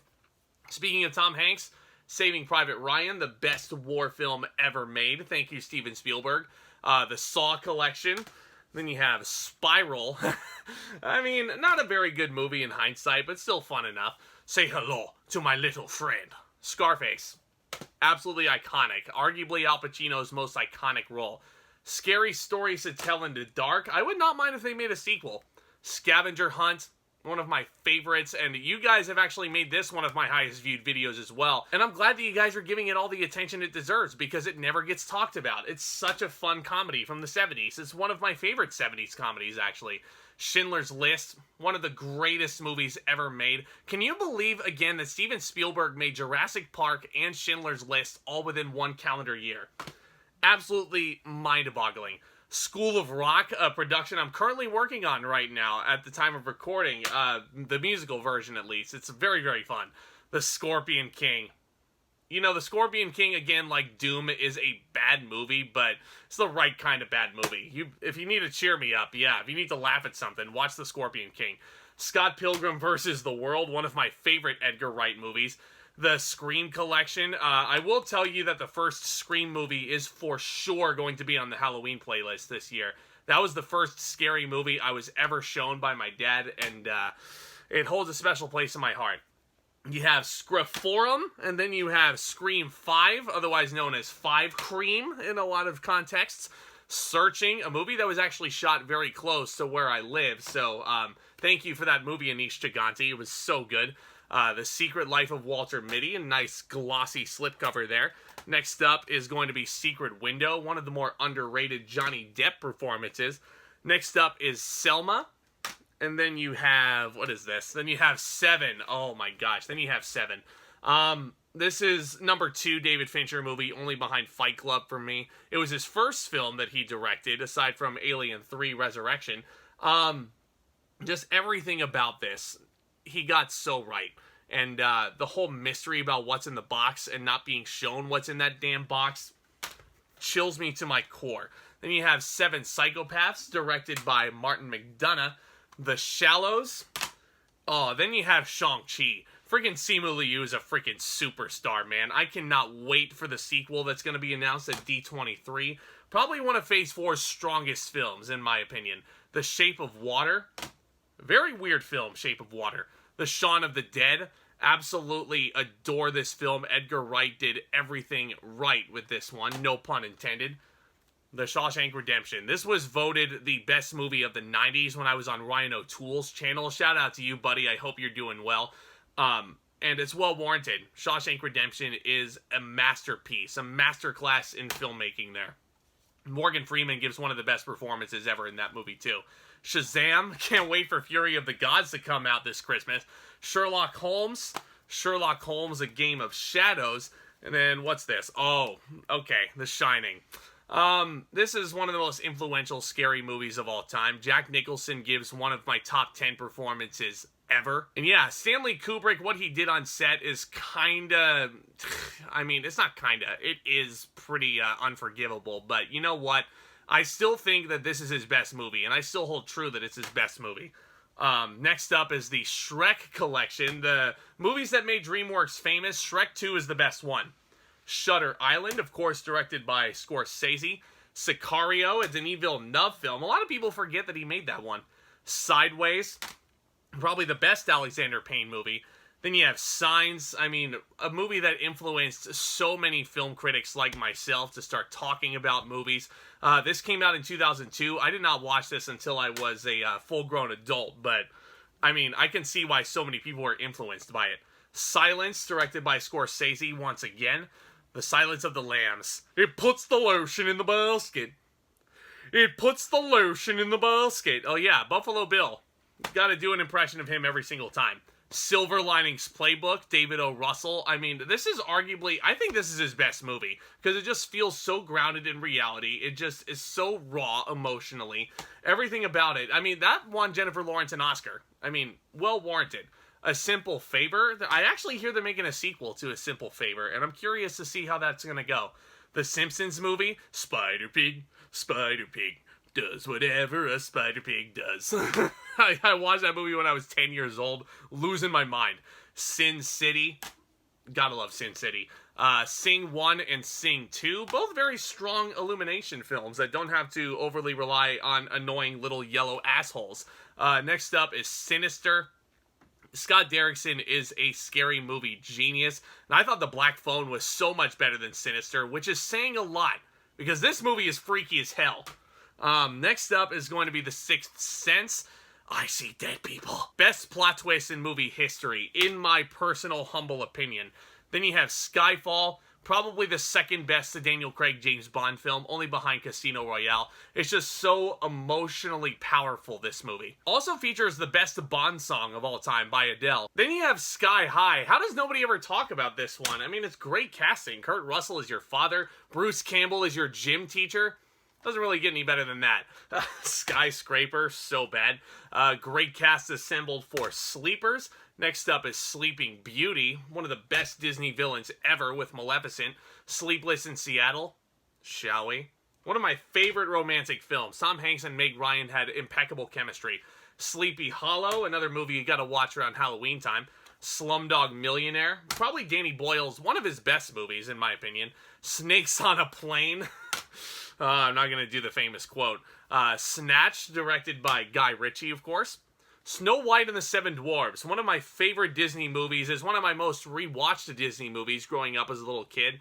I'm very curious to see what they do with Rachel Zegler in the title role. I will be reviewing that this holiday season as well for its 85th anniversary. Can you believe that? Snowpiercer, great Chris Evans performance, directed by Bong Joon-ho. The Social Network. Oh, I can't say enough good things about The Social Network. David Fincher, one of his best. Sonic the Hedgehog. I cannot wait to own Sonic the Hedgehog 2 when that comes out in a couple weeks. Give me a few more days. Sorry to bother you, but yeah, that's a good movie too. Soul. One of my top 5 Pixar films easily. Absolutely love that he's switching between himself and the cat. It's just perfect. Absolutely perfect. Source Code. South Park bigger, longer, and uncut. Terrible Eric Cartman impression. Southpaw.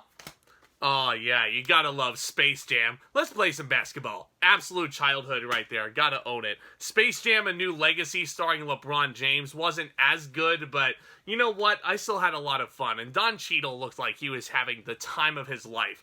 Spectre, really, really solid James Bond film. Speed. They don't make action movies like this anymore. I mean, it's just such a simple idea. There's a bomb on the bus, and you can't go over 55, and it's filled with a bunch of worried passengers. Absolutely love this film. Keanu Reeves is so good, as is Sandra Bullock. You have the Sam Raimi Spider-Man trilogy. Spider-Man 2 is the best one. Then you have the 2 Mark Webb Spider-Man films, which... oh boy, yeah, Andrew Garfield deserved so much better, which he got in the Home trilogy. You have Homecoming, Far From Home, and No Way Home, which is my favorite film from a year ago, and I will hold true to that. It is so damn good. Next up, you have Into the Spider-Verse. I'm curious to see what Across the Spider-Verse looks like once that's finally out. Then you have Spies in Disguise. Split, one of the better M. Night Shyamalan movies to come out in recent years. SpongeBob 1 and 2, SpongeBob 3. Next up is Spotlight. Best Picture winner, certainly well warranted, and it still holds up to this very day. It's unfortunately still very relevant. Spy, one of Paul Feig's better movies. The Spy Who Loves Me. Then you have Stand By Me. One of my most rewatched movies growing up, man. I mean, just, like, the thing he says at the end is just so true. You'll never have friends like the ones you had when you were 12 years old, and it's just so true. And the bond that these 4 kids share is just so special. Rest in peace, too, to River Phoenix. Next up is A Star Is Born, the Lady Gaga star-making performance, if you will. The new Star Trek trilogy. Very curious to see what they do with the next one. Then we have all the Star Wars stuff, because I like the Star Wars stuff. You have the prequels. Revenge of the Sith is easily the most watchable one. Attack of the Clones is boring as hell. Next up, you have the original trilogy, which started it all. Empire Strikes Back, still the best one. I mean, these movies were so ahead of their time, and now Lucasfilm is really trying to be Marvel, pulling out like all their slates on Disney Plus and what have you. Then you have The Force Awakens, which is the best of the sequel trilogy. And The Last Jedi, probably the most ambitious science fiction film I had seen in quite some time, and you gotta give credit to Rian Johnson where it's due. The Rise of Skywalker came along, and, you know, I rewatched it. It's not very good, but I don't hate it. It's certainly better than Attack of the Clones and not Revenge of the Sith. What's the other one? Phantom Menace. I'm losing it over here, guys. We're in the S's. Next up is Rogue One, which, you know, it's there. Then you have Solo, which is also just sort of there. Could you imagine if this came out as a Disney Plus series instead? I feel like that would have benefited so much more. Just some food for thought. Step Brothers. Hey, man. Did you touch my drum set? One of my favorite comedies of all time. And nobody can change my mind on that. Steve Jobs, love Michael Fassbender in that role. Stir of Echoes, starring Kevin Bacon. Straight Outta Compton, love that film. Stronger, starring Jake Gyllenhaal. It's a really gut-wrenching piece. David Ayer's Suicide Squad, which is, yeah, it's there. But then you have this masterclass, James Gunn's The Suicide Squad. It's the Suicide Squad movie. The clue is in the name, guys. Absolutely love it. John Cena is a perfect peacemaker. Next up is Sully, directed by Clint Eastwood. Super 8, a really fun theatrical experience. Next up is Superbad. Gotta love McLovin. Gotta love that. That's a great name.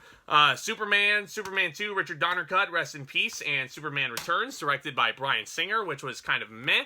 Sweeney Todd.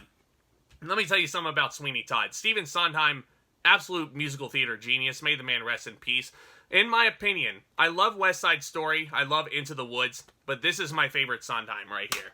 Love Sweeney Todd to no end. Next up is Swiss Army Man. Such a bizarre film made by the same people who just did Everything Everywhere All at Once. The Sword and the Stone. Then you have Synchronic. Really bizarre film in its own right. Really fun comedy right here. Tag. Shout out to my friend Kate. We saw that movie together. It was a lot of fun. Taken. You know what I gotta do now? I have a very particular set of skills. And I will look for you. I will find you. And I will kill you. Yeah, I gotta do that impression every single freaking time. The Talented Mr. Ripley, the movie that inspired The Room. So, do with that what you will. Talladega Nights, Ricky Bobby. Dear Lord, baby Jesus, we thank you so much for this bountiful banquet of KFC, Taco Bell, and the always delicious Domino's Pizza. Product placement, The Scene, if I ever saw it, but it's just so damn funny. Next up is Tangled, one of my favorite Disney films. I will hold true that Tangled is better than Frozen any day of the week. Tarzan, speaking of Disney. Son of man up to the sky. Taxi Driver. You talking to me? You must be talking to me. I'm the only one here. Then you have Ted, Seth MacFarlane, of course. Tenet, the movie that Christopher Nolan was adamant needed to go into theaters during the pandemic. I saw that at a drive-in. The Terminal, very underrated Steven Spielberg film. Next up is The Terminator, Terminator 2, and those are the only Terminator movies I will ever own. The Theory of Everything, the movie that somehow won Eddie Redmayne an Oscar. There Will Be Blood, one of the greatest performances of all time by Daniel Day-Lewis. There's Something About Mary. They Live, rest in peace, Roddy Piper, great John Carpenter flick. Next up is The Thin Red Line, one of the better war films out there from the Criterion Collection. Next up is The Thing, one of the better remakes out there. Speaking of John Carpenter, This Is the End. I'm not gonna shoot Emma Watson! It's one of my favorite scenes ever for some reason. It's just so funny the way everything's delivered. Thor The Dark World, which is terrible, and Thor Ragnarok, which is excellent. I cannot wait to own Love and Thunder, because even though I love Ragnarok, I still hold true that Love and Thunder is better. 3 Billboards Outside Ebbing, Missouri, one of the most unique movie titles you'll see today. The Time Bandits from the Criterion Collection, Terry Gilliam. Titanic, I love Titanic. I mean, who doesn't? I mean, my mom, anytime this is on TV, she will sit down and she will watch this whole thing anytime she sees it. Anytime she sees it on TV Guide, that's her go-to. To Kill a Mockingbird, rest in peace, Gregory Peck. Lovely movie there. Tombstone, one of the best westerns out there. Tommy Boy, holy shnikes. Next up is Tomorrow Never Dies. Again, there's so many freaking Bond films. I feel the need for speed. Top Gun, the source of this shirt today. Such great action cheese, and I can't wait to own Maverick because it was so much better than this film. But, you know, it's just such a big rush of adrenaline there. Total Recall, Arnold Schwarzenegger, of course. And The Towering Inferno. Whew, we're getting down to the nitty-gritty, guys. Up next is The Town. Leaving this little town in my rearview mirror, Dougie. Next up is all 4 Toy Story movies. Absolutely just, I mean, there's so much influence behind them. Toy Story 2 is my personal favorite. Toy Story 3 comes a close second.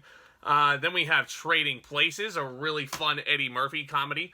Traffic from the Criterion Collection. Steven Soderbergh directed that. Kind of overlooked. Training Day, probably my favorite Denzel Washington performance ever. Trainspotting, shout out to my buddy Luke Ponto. Treasure Planet. This is my next retro Disney review. I'll just go ahead and reveal that right now. This movie is 20 years old this year, so we gotta celebrate. Next up is True Grit, one of the better remakes we've gotten over the last decade. True Romance. Really, really dug this film. Thank you, Dad, for recommending that I watch it. Quentin Tarantino wrote that one.